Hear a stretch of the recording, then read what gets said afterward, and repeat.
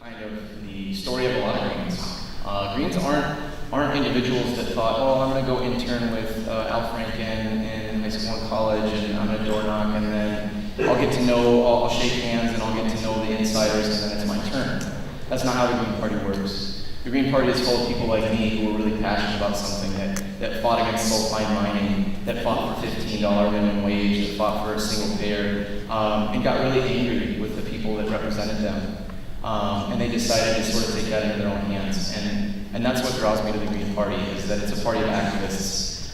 Just a brief little history, Cam might brush on this a little bit, but the Green Party, that's how it got to start. Some of the earliest Green Parties were in Germany. It was peace activists, it was environmentalists who got together and said, look, I want an electoral arm to my movement, and I also want to be in the streets. And you see that with a lot of the European Green Parties. You see that they have a presence in the streets. The Green Party of England, for example, is always out there marching the streets with the people. And you see that with our elected officials here in Minneapolis, and he's going to come up shortly. But the other reason that I'm in the Green Party, other than Jill Stein, which was my entry point that year to her last election, is Cam Gordon. And I can quite honestly say that Cam Gordon, I respect him more than any politician I've ever met.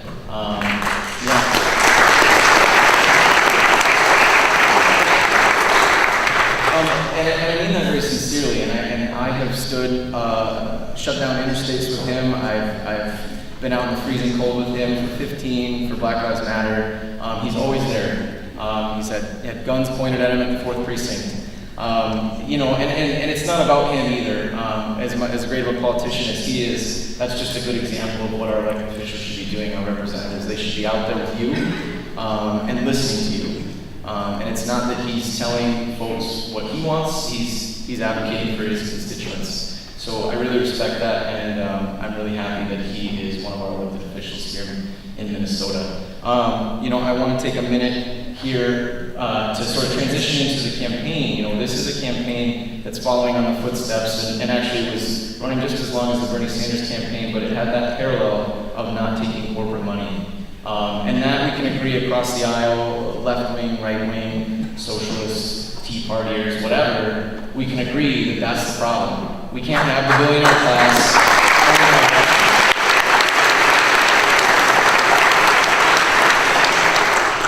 And so this is the only major, big national party that has rejected that.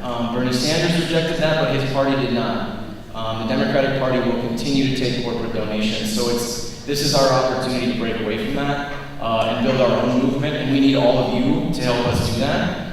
So while I'm speaking, we're going to have a couple people walking around with buckets. This is to donate to Jill's campaign. Like I said, we saw with the Bernie Sanders campaign that you can have a competitive, well-funded campaign without taking billionaire money. So for Hillary Clinton to say that's impossible is ridiculous. And we need to do that again. We've got to dig deep, and we've got to continue the movement. And I guarantee you that your donation isn't just going to a campaign, but it's going to a movement. Here in Minnesota, we can win even if we don't win. There's multiple ways to win. If we were to get 5% in Minnesota this year, in this election, then I'm the chair of a major party in Minnesota. We have matching funds, we get into debates, and we get coverage. And that's huge.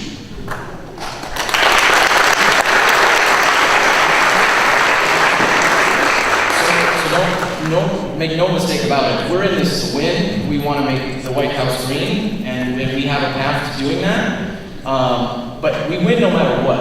And that's what they're really scared of. They're scared of all of you coming out and donating and volunteering and getting involved. Because the second you break away, they lose that power. So I appreciate everybody's donations. I do want to add, if you want to donate more than $50, we do have a couple volunteers that will have, I don't see them at the moment, they will have sign-up sheets. Oh, right here, our lovely volunteers. If you're donating more than $50, you will need one of these sheets to fill out. Otherwise, if you want to do it via your credit card, you can do it out at the computer. I hate asking for money, by the way, but we have to do this. We have to do this. We have to have a well-funded, a people-funded campaign and a people-funded party, and that's what this is. We don't take corporate money. We don't take PAC money. In Minnesota, we don't even take union money. We don't take organized money. We, of course, support the right of unions. We we walk with them, we picket with them, but we only want individual donations from you, so we're accountable to only you. And we're the only ones doing that, and we're the only ones that are going to continue to do that.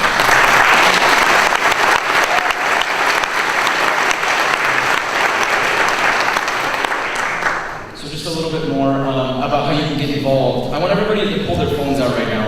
I'm so happy to see that people are donating, but there's another way you can get involved, and I want to make sure that you're able to do it. While you're getting your phones out, you can volunteer for the Jill campaign. You can actually text this number, and you will text the word JOIN. The number is 415-413-0926. And again, text the word JOIN, and you'll be signed up. The other way you can help right now with your phones out is you can follow Jill at Dr. Jill, that's no period, Dr. Jill Stein, DR, on Twitter. And you can go like her on Facebook. This is really, really important because we're experiencing a huge media blackout. If you thought the blackout for Bernie Sanders was bad, ours is a heck of a lot worse. So we need to utilize that free media. We have to utilize people-powered media. And that's okay with us because this is a people-powered campaign and this is a people-powered party and we can't do it without you, and we're perfectly fine with that. We're so happy that there are former burners out here. We're absolutely thrilled to welcome you. We have 3 new coordinating committee members that were either former Democrats or at least Bernie Sanders supporters. So I want to give them actually a round of applause. They came up today.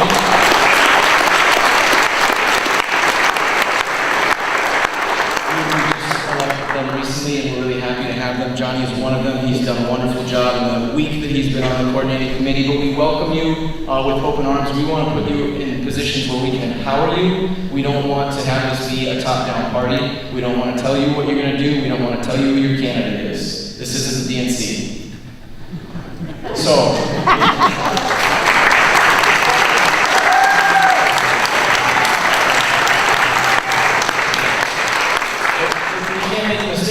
because, in 2000, and they're going to bring that up. They're going to bring up Nader, they're going to bring up Spoiler, they're going to cry that we're stealing their votes. We're not stealing their votes, these are our votes. This is democracy.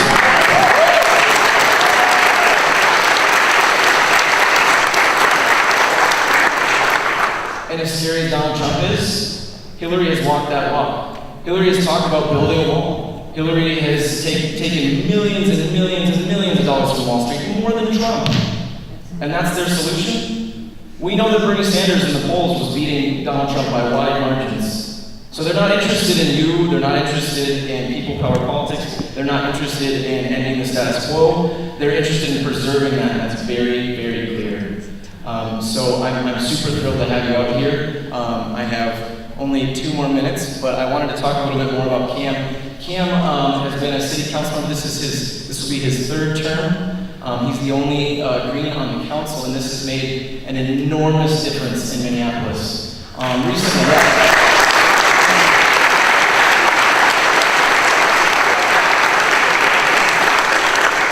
so we're super happy to have the 15-hour campaign here, but they should be done. They should be in police and Charles amendment. Absolutely, that's great to have you. We also have moved to amend. I did want to say just for a second about the 15 now. Some of you may know that the Democratic Council, minus Cam and one other, shot down 20,000 signatures. 20,000 people in Minneapolis wanted 15. And the Democrats on the city council decided that they didn't want it. They'd rather listen to big business. Cam stood up for that, and that's amazing. And I really appreciate that, and he represents us super well.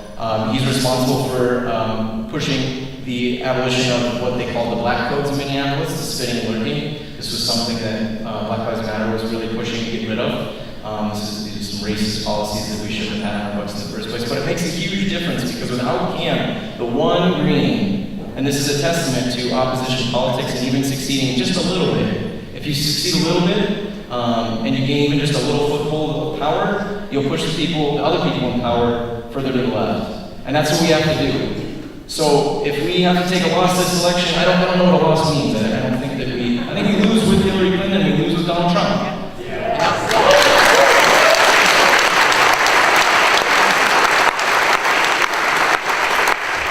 And I mean that very sincerely. So we saw through the Nader and I lost my train of thought. We saw with the Nader campaign, we went from the outside and they said, you spoiled the election. Well, we tried from the inside.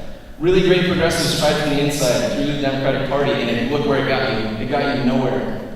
It got you here, which is great.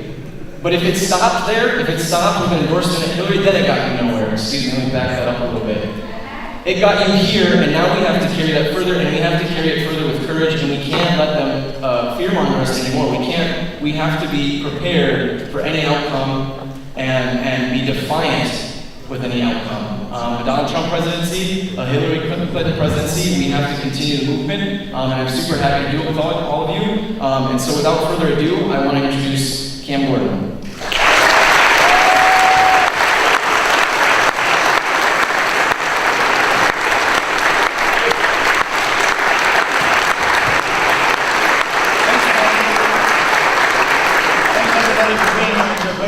Familiar faces of the Greens, and also see new people here, coming here and getting involved. I want to talk a little bit about the Greens, but I also want to talk more about Jill Stein. But it turns out when you talk about one, you're talking about the other, because Jill recognizes that she's part of an organization, she's part of a platform, she's part of a transformation of society, and she's one of us, and we're all working together towards that goal. My time with the Greens goes back to the 1990s. I was involved in politics before then, but here in Minnesota in 1994, the Greens were getting started. And really the Greens were building a coalition of activists and people who've been working hard from the civil rights movement, the feminist movement, the environmental movement, the anti-war movement, looking at how we could build a better society, and realized, well, we need an electoral arm, we need something to help us. And they came together under a common vision. And the vision was based on the idea that we were moving in the wrong direction, and the way that the country, the way that civilization, society, and the species were going was the wrong direction. And we wanted to move that and change that and develop a strategy to move away from systems of domination and oppression and exploitation and destruction, and to move ourselves towards greater harmony with the earth and with one another. And based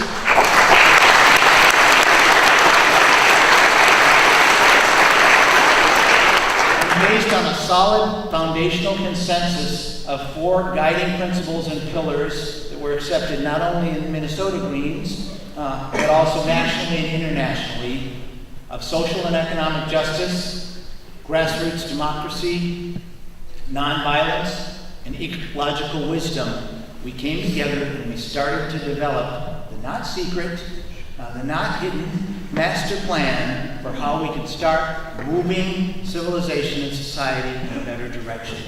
And right here, you're all part of that with us.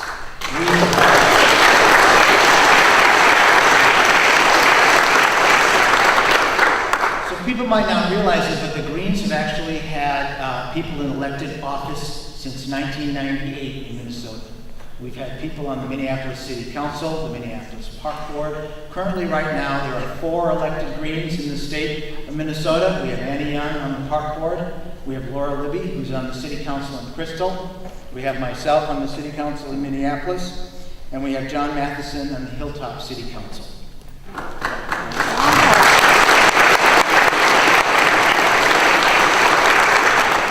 Brandon did a good job of kind of talking about how having a green makes a difference. Well, having a green makes a difference because those principles and values, and because that vision just happens to be shared by most of the people in the state of Minnesota are in agreement with that.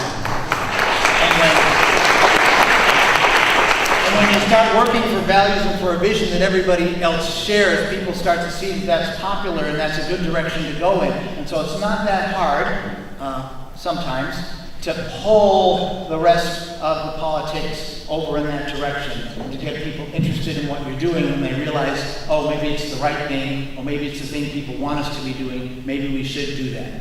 And I have to say, since 1998, Minneapolis has basically been a two-party town.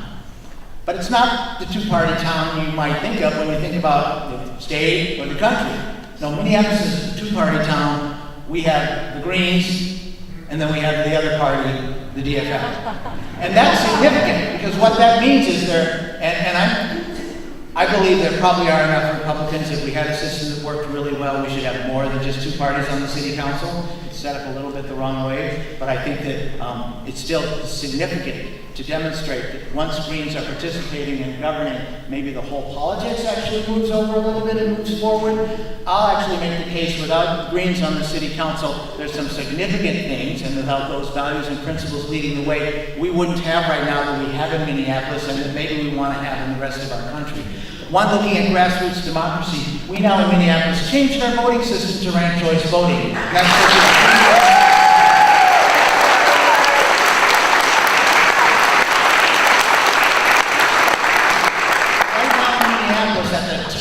Is racial equity, and we're concerned about what's happening in the disparities. That wasn't what was happening.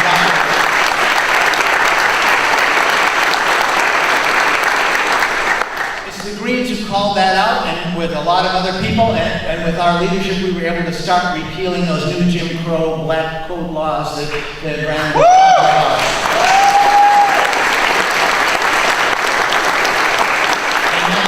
More politicians at least talking about it than we ever did before.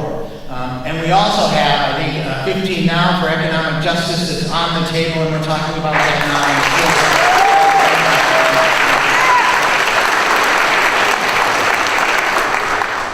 I also want to make sure that I talk a little bit more about Jill Stein, because she's our featured speaker today, and we're really lucky to have her, even for this short time, with relatively short notice, coming to Minneapolis. She's very busy, and she's out there working very, very hard. I actually met Jill when she was running in 2012 for president, and immediately when I met her, I was impressed with her energy, her enthusiasm, her intellect, her openness, and her ability to see the connectedness of things and to make those connections to the green principles and to the solutions we need for the problems that are facing us today. In 2012, she was on the ballot in 43 states, and she received 469,501 votes. She received nearly triple the amount of votes our candidate received in 2008, and nearly 4 times the amount that our candidate received in 2004. And in terms of general election votes for president, Jill Stein, so far, is the most successful female presidential candidate in the history of the United States.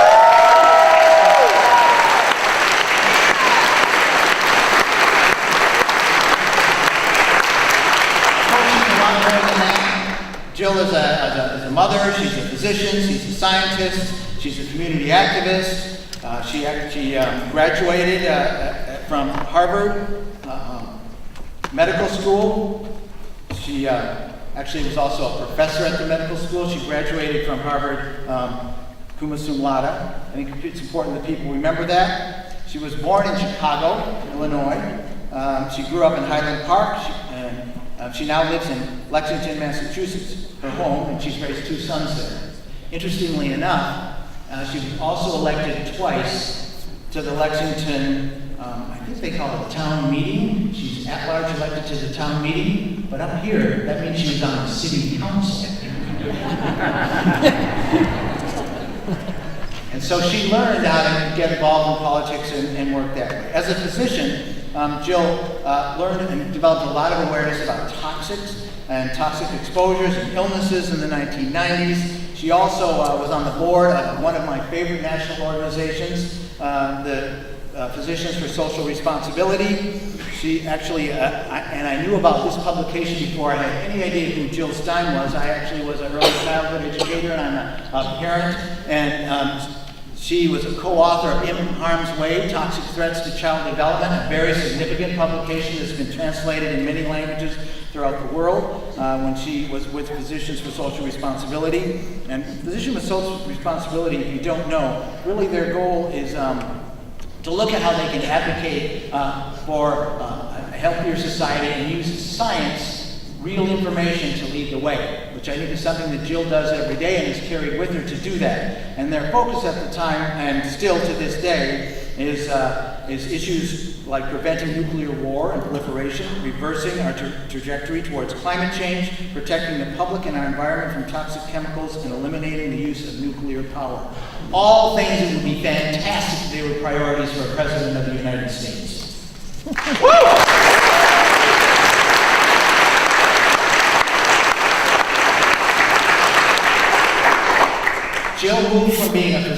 while she was a physician and while she was working in her community and serving them as an elected official, to doing a lot of work also as an activist. Working on a healthy environment as a human rights assisting nonprofits. So much, in fact, that I need notes so that I can remember and tell you about much of what she's done. But she assisted nonprofits, community groups, and Native Americans combating environmental justice and racism, against exposure to lead and mercury in air and water pollution, from incinerators, from landfills, from toxic waste sites, and more. She helped lead the fight to clean up filthy 5 coal plants in Massachusetts, raising the bar nationally to a cleaner standard for coal plants.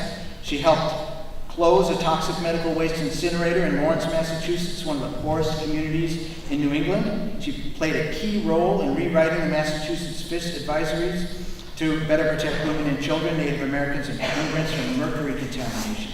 She also helped preserve the moratorium on new toxic trash incinerators in Massachusetts. We could use a little help with our incinerators right here in Minnesota.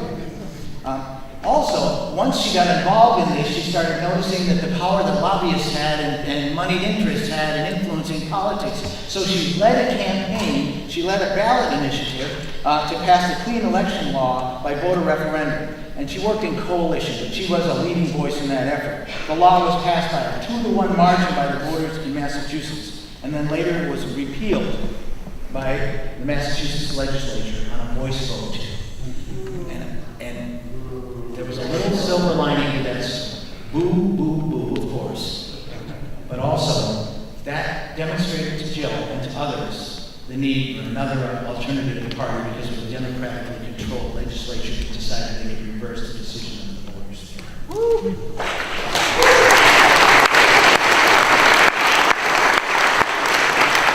Jill was part of the Green Rainbow activist group in Massachusetts where she ran for governor. She ran against Mitt Romney, and that was her first foray into electoral politics. Then she realized maybe she should get some grounding in city council, and she ran for the town meeting at large seats, won there twice. She actually co-founded the Massachusetts Coalition for Healthy Communities. She's represented the Green Rainbow Party in other races, state representative in Massachusetts, where she finished second, ahead of the Republican, and also for Secretary of State. She helped a Secure Green Future ballot initiative to move subsidies from fossil fuels to renewable energy to create jobs. Throughout all this time, she worked in coalition and in building coalitions with her allies towards common goals. And she certainly did that when she aligned with the Greens in 2012 and began moving that forward. And I believe she dedicated her time and her energy to helping build this movement since then. This is what it's all about, of course, is finding people like us and working together. That's what we're trying to do here in Minneapolis and in Minnesota as a Green Party, so that we can help move the misguided direction that we're going in our society, actually transform our society.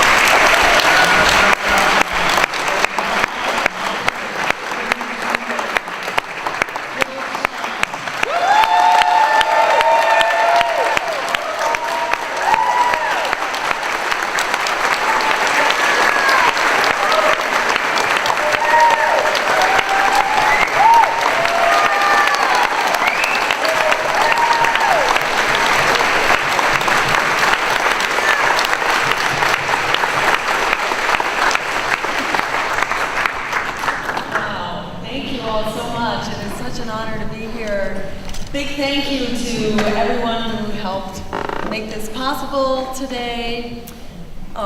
Thank you to Cam Gordon for getting us started here and for all your wonderful work showing what a green elected official can do who's actually working for the people, not for the corporations.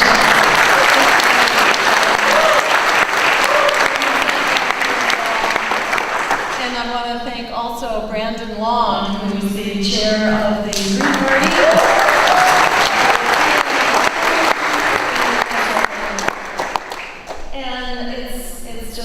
So incredibly exciting to see what it's like out here in the real world. For the last week or two, I've just been bombarded with corporate media, strangely enough, and I've been living in the studios talking to CNN and MSNBC and Fox News, and you get very confused about what's really going on in the world when you spend too much time talking to corporate media, I gotta say. So you get a very screwed up sense of priorities, like, jobs. How are you going to create jobs, People don't want jobs.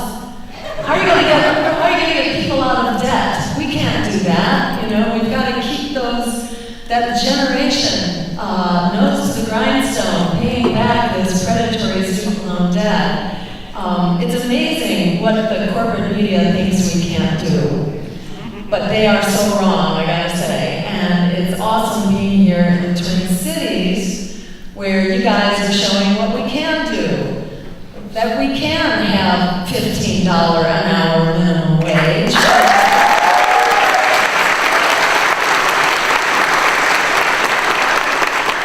That we can put an end to police violence.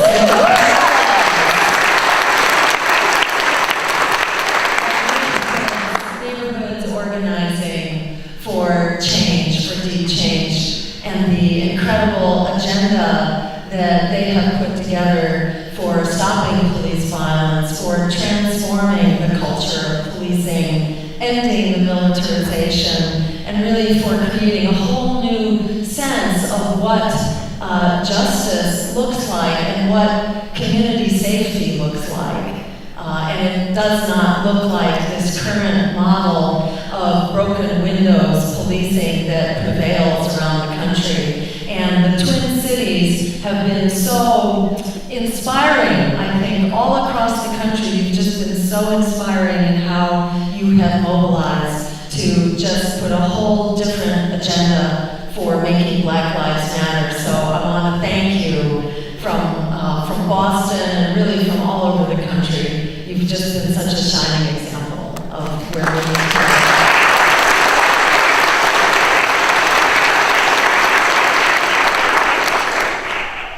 Tomorrow night, as you may know, we're doing our first primetime TV.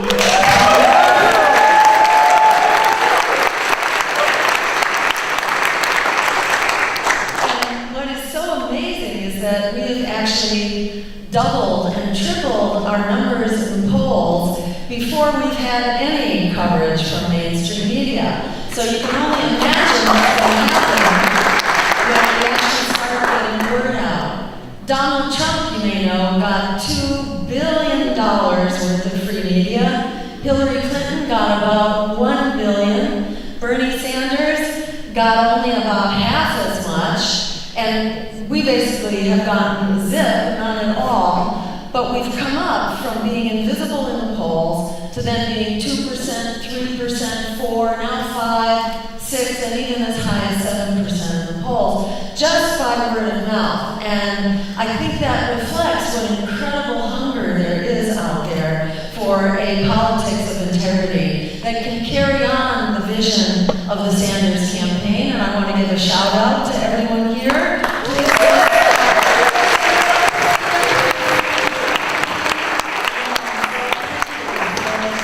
Thank you for really transforming the political landscape.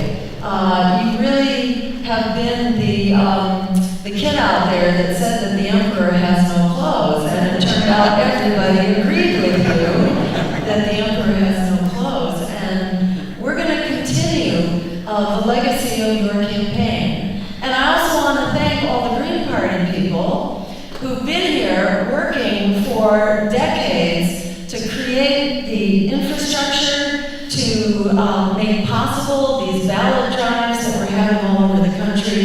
We couldn't do this. We couldn't bring together the momentum of the Sanders campaign with the infrastructure of the Green Party to really create an unstoppable movement for political change if it wasn't for all of us. So a big thank you.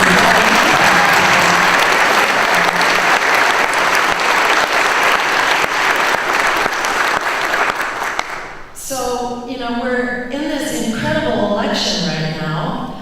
It's really a realignment election because the Republicans are coming apart at the seams when you have everybody from John Negroponte, the prime mover down in El Salvador, who was running the Contras or supporting the Contras. You have the likes of him, and then you have Republicans, and even Mitt Romney saying there's just no way that they are going to support Donald Trump. You have the Wall Street Journal, I couldn't believe this, saying the Wall Street Journal suggests that the Republican Party shut down the funding for Donald Trump's campaign come Labor Day. So you really have a Republican Party that is unraveling. Of course, it's really been a fake party.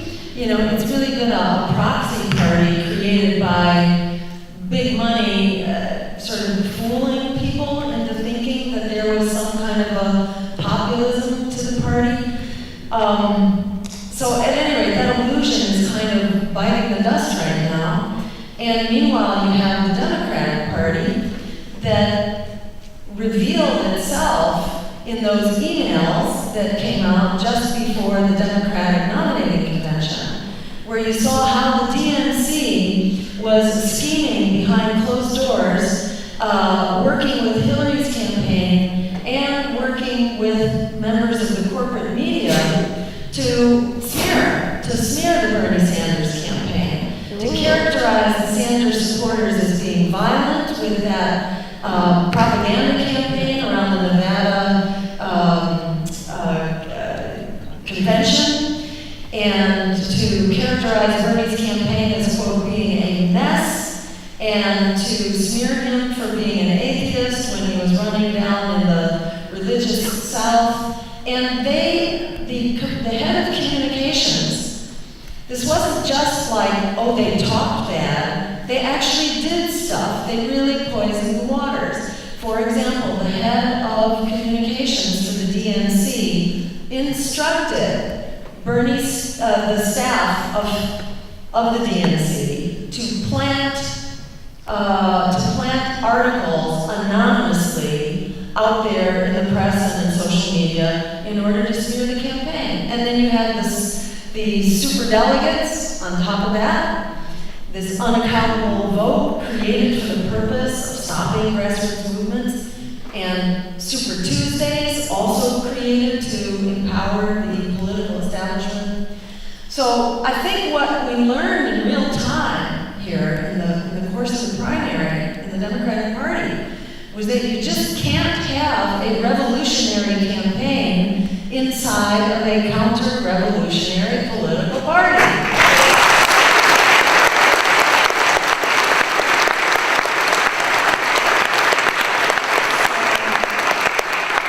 It's our job, I think, to carry this on, because we are in such an incredible historic moment.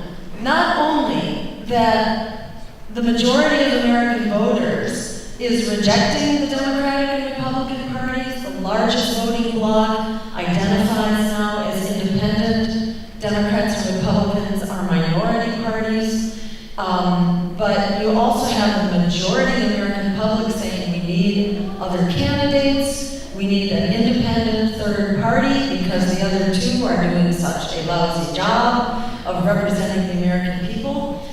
So we're at this big wake-up moment, and it's a good thing we are, because in this election, we're not just deciding what kind of a world we will have, but whether we will have a world or not going forward.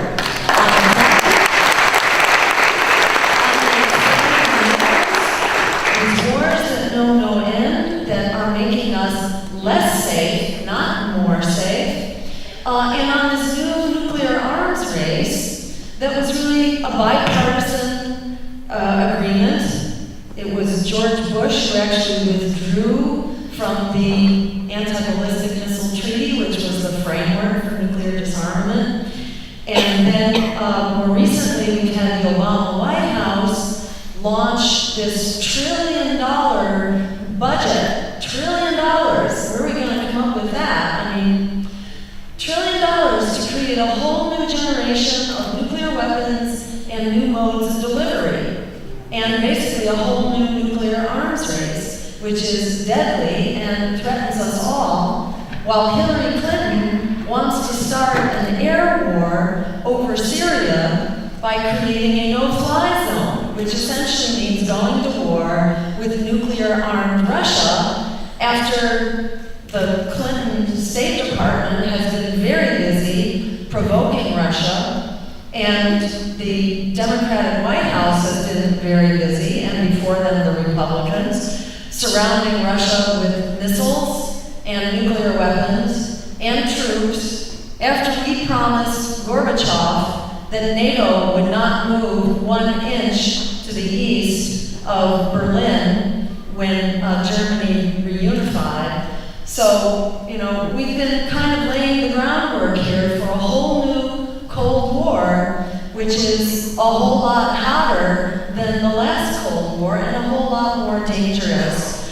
On the climate, you know, just underscoring that this is not a discretionary thing. This is not like an academic issue.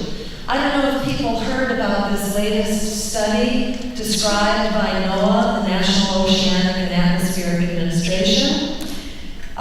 This is just a verbal report. They haven't yet put out the studies because they had just gotten this from the Antarctic. What they described as an oh my God study, saying that we are on track now for a 9-foot sea level rise as soon as 2050. Anybody plan to be on the planet here in 2050? I do. I don't know about you. Probably most people in this room. A 9-foot sea level rise means goodbye, you know, to all of our coastal cities and coastal population centers. So, and they're going to be putting out the written reports about this over the next year. They'll be putting this out, so we'll hopefully start hearing more about it. But it's not as though we need a report to tell us what's actually going on. We have 20,000 people this weekend who were displaced by the flooding from the storms in Louisiana. We have thousands of people in California who are fleeing the wildfires with thousands of homes at risk, and we have heat waves everywhere around the country. And every year we are setting a new all-time record. Remember all of the above? You know, that was going to be the Democratic Party solution to the climate. What happened under all of the above? More fossil fuels that increased at a far faster rate than under drill, baby, drill. All of the above turned out to be drill, baby, drill on steroids. So, you know, the bottom line is it falls to us. You know, we are the ones we've been waiting for, and now is the time for the transformative change that we must have. When people say to me, aren't you afraid of Donald Trump? I say, no, I'm afraid of climate change and endless expanding war and nuclear capacity.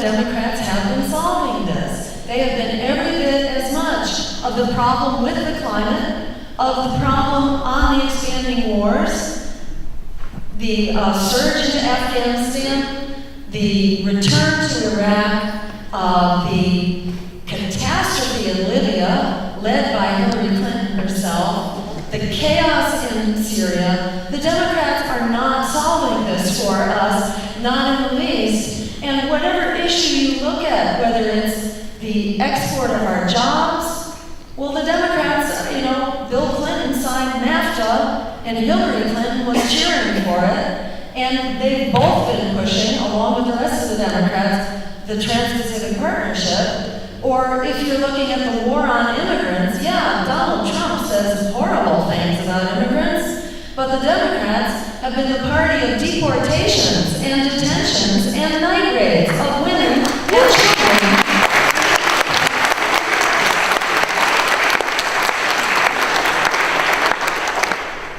So it really does come down to us, you know. We are the ones we've been waiting for. The Democrats aren't going to solve it for us. This is the time when it's absolutely critical for us to stand up, but it's also the time when, unbelievably, we actually have the potential to stand up and to transform the political landscape. And I would to say, don't rule out the possibility of turning the White House into a greenhouse this election.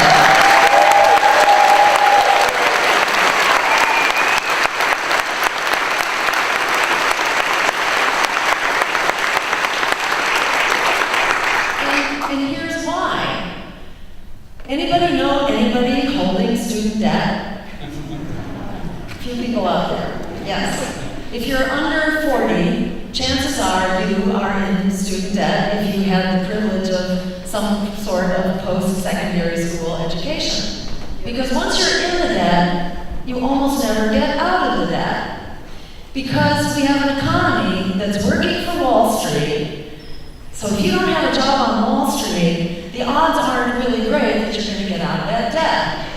There is one way that we can get out of that debt. We can do for a generation of young people what we did for the crooks on Wall Street. We did.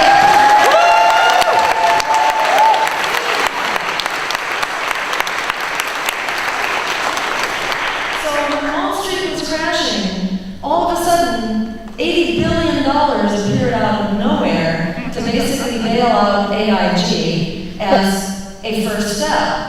And then trillions of dollars actually appeared out of nowhere to get the rest of Wall Street out of debt. And if we could come up with trillions for the crooks who crashed the economy with their waste, fraud, and abuse and their predatory lending, if we could come up with trillions for them, we could certainly come up with $1.3 trillion to cancel student debt.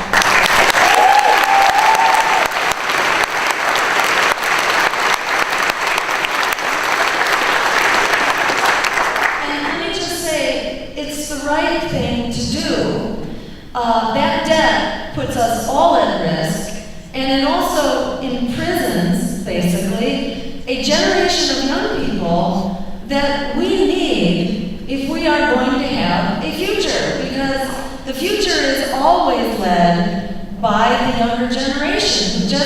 They see the future. Once your hair gets to be my color, nothing against us, but we tend to see the world the way we've lived in it, whereas the younger generation sees the world the way it's going to be. So we need you liberated so that you can use the skills that you actually paid for dearly, that you went to school for, that you earned, that you studied, so you can actually put those skills to work, creating the small businesses, the nonprofits, the cooperatives, the real backbone of our economy. We need the younger generation to be able to take those risks and make those investments to do it. Otherwise, we do not have.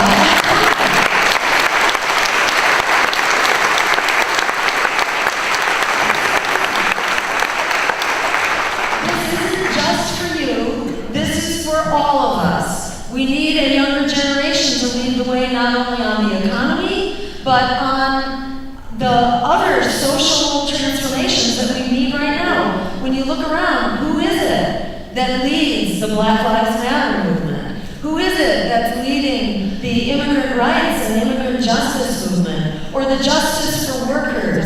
Or the 15 an hour living wage movement? Or the climate justice movement? It's always the younger generation that's leading the charge. So for the sake of all of us, we need to liberate that real engine of social transformation. Here's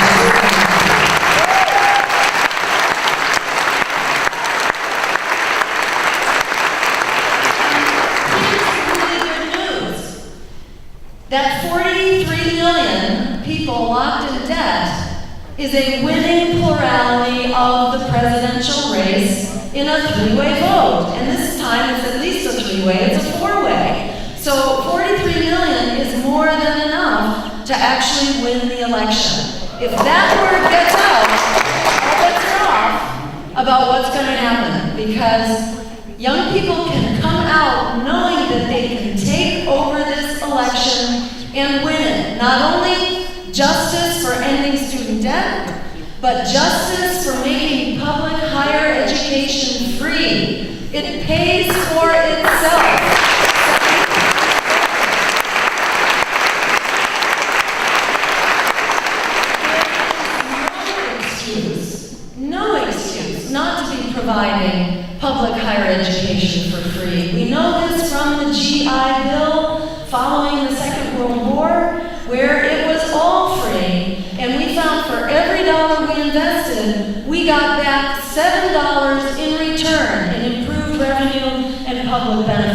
So this pays for itself. And the last thing I want to say, because I want you to be armed, there is a guilt trip out there. Anybody encountered it? Yeah. It says, will you sign that contract? Well, just remember, it was Wall Street that tore up that contract when they crashed the economy. And when I say to that mythology of that guilt trip, is that as a parent, you don't throw your kid into the ocean and hope they're going to figure out how to swim. You teach them how to swim before they go into the ocean. That's what public higher education is. In the 20th century, we provided a high school education for free because that was what you needed to survive in the 20th century economy. But now, that won't do it. You need a college education to survive in this economy. So, by analogy, it's only the right thing to do to ensure that our younger generation has this. This is not too much to ask of us. You know, it's like the younger generation, no society has ever survived by devouring its young. But that's what our predatory economy is doing right now. The younger generation is the cash cow on the higher cost of education, on the lack of jobs, on the crash of the climate that's happening on your watch. The birth rate in the United States is taking a nosedive. That means that an entire generation is really being deprived of its reproductive rights, of its health, of its future. This is a sign of a human rights catastrophe. This is an incredible human rights crisis that the younger generation is being raked over the coals right now. So we say enough of that. It's time to cancel that debt, free public higher education, health care as a human right. It's time for a Green New Deal.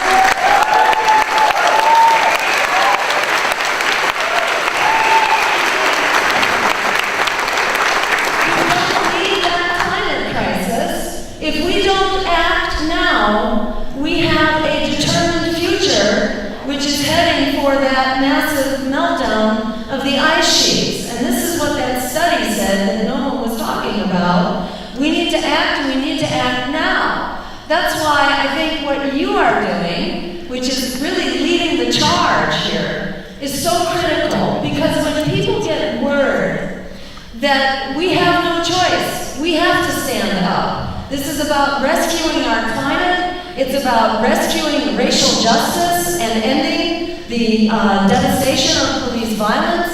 It's about rescuing our economy from the Trans-Pacific Partnership.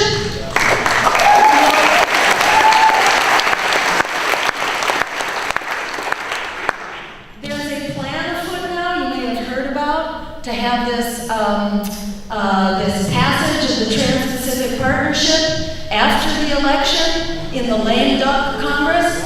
Well, if we are heading for the White House, you can be sure they are not going to try to pull off a lame duck passage of the Trans-Pacific Partnership.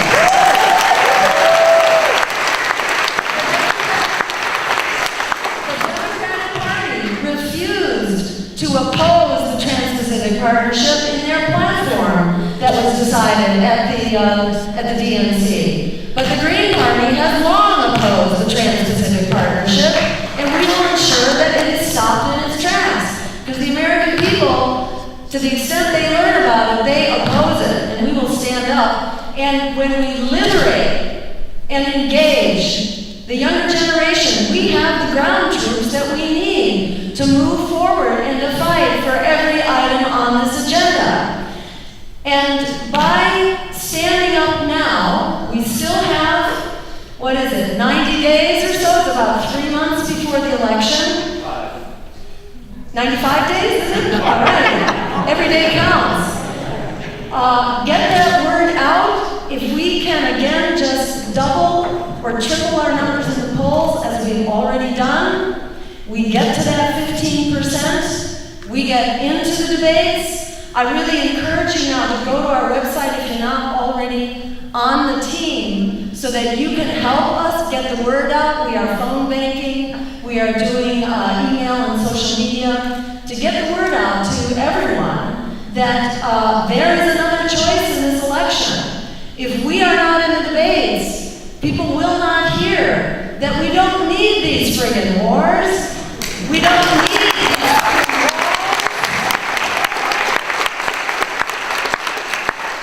We can have an America and a world that works for all of us, that puts people, planet, and peace over profit.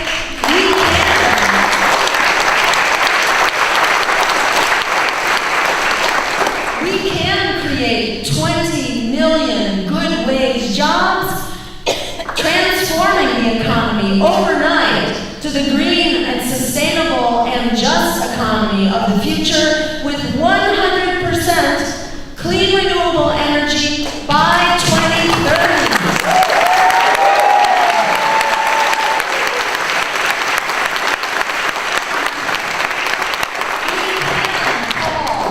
We can call an immediate halt to all new fossil fuel infrastructure now.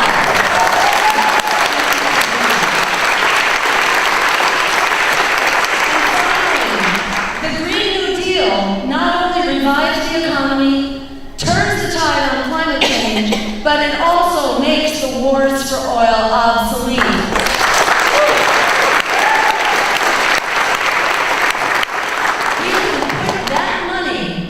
Instead of $1 trillion a year, which is 54% of our national budget, nearly half of your income tax is going into these wars for oil that are creating failed states, mass refugee migrations, worse terrorist threats. We can instead put those dollars into true security here at home and create a new kind of offensive in the Middle East. We call it a peace offensive in the Middle East.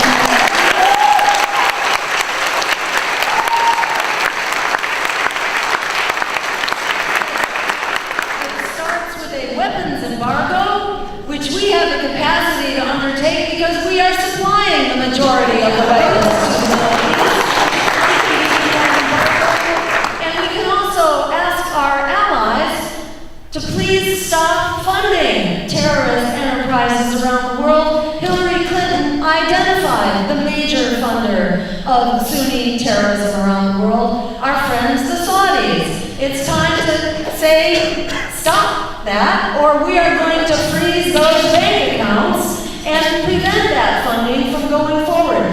Because we cannot simultaneously fight terrorism with one hand, while with the other hand we and our allies fund terrorism, train terrorists, and arm terrorism.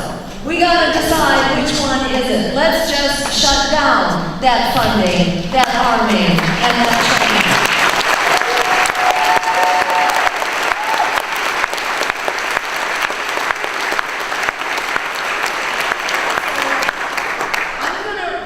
Wrap here, just so that we can have a little bit of Q&A. Two really short questions. And I'm gonna drive like crazy. Oh, okay. Yeah. All right. Two short questions. Okay. Okay. Yes. I'm gonna take that question right there, and this question right here. And I'm so sorry to do that, but we only have time for two. We have to get Jill to the pre-theater very soon. Please, your question. Yes, thank you. What is the importance of ranked choice voting to our movement? Great. Ranked choice voting does what it says. It lets you rank your choice for president, for example, so that if your first choice loses, your vote is automatically reassigned to your second choice. It gets rid of the fear factor. You know, we're told you have to vote your fears rather than your values. That you're supposed to vote against the person you hate the most or that you trust the least instead of voting for the vision of the future that you want. But this politics of fear has a track record. It brought us everything we were afraid of.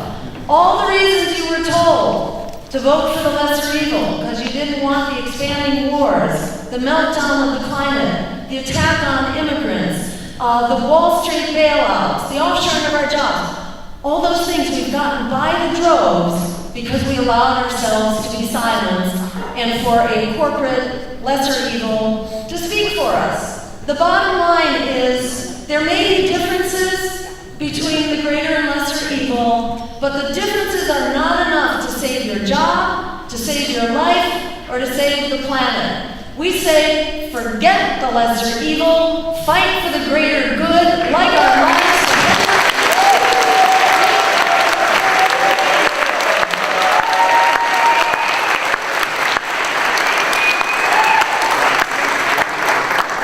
One last quick one. I think with like the Middle East as it is right now, it's easy to forget about some of the other issues going on there. As president, what is going to be your policy in terms of combating the atrocities committed by the Israeli government against innocent Palestinian civilians? Great. Okay, wonderful question about, what about the Israeli-Palestinian conflicts and human rights violations and war crimes and all that? So we have a very simple policy that we want to apply not only to Israel, not only to Saudi Arabia, not only to Egypt, but to all countries around the world.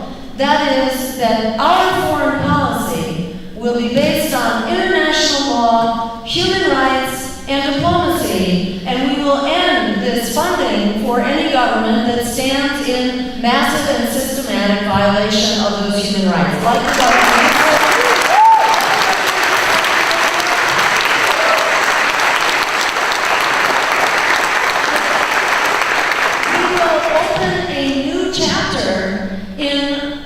International relations, that it will actually be based on human rights and international law. We will put an end to this foreign policy based on economic and military domination, which is really tearing the world apart and creating a world in which none of us have a foreseeable future, because the chaos of these wars is blowing back at us all with a vengeance, whether through growing terrorist threats, the drain of these wars on our economy, the mass refugee migrations, the contribution of the war machine to climate change. And then it works the other way around too, that then climate change creates further conflict and wars. We say it's time to demilitarize our budget and our foreign policies, not just the U.S., all of us. Instead, let's fight our greatest common enemy, climate change. In doing that, we make it work.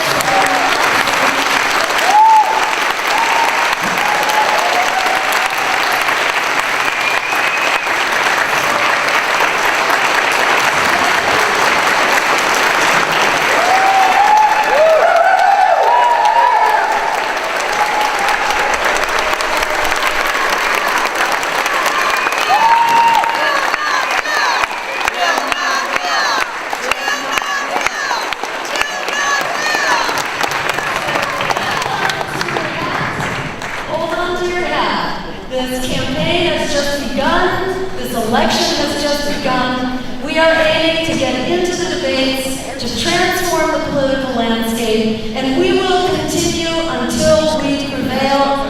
We are the ones we've been waiting for.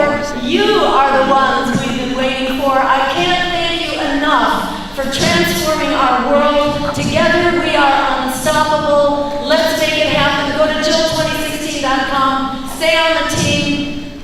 We're in this for good.